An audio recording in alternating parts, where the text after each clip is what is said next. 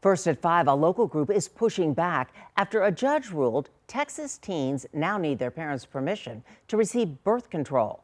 The ruling states that Title X program violates state law and parental rights. One of the lead nonprofits advocating for reproductive rights among adolescents is now speaking out. KENS 5 reporter Zach Briggs has more.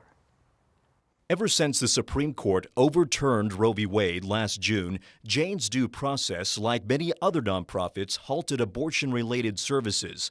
But the organizations kept phone lines open when it comes to discussing birth control access. We run a hotline that thousands of teenagers call and text every single year in Texas.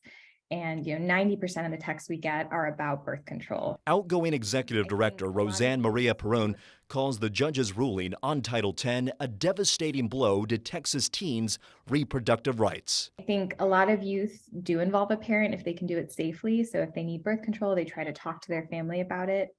But for youth who can't and who need access to birth control, Title X was their only option. 156 clinics statewide received Title X funding.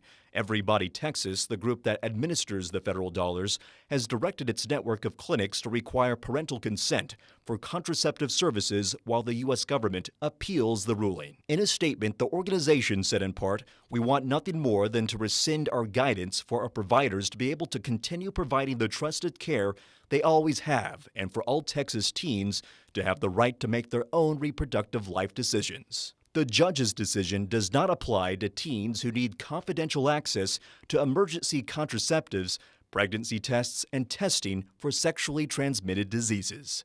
Zach Briggs, KENS 5.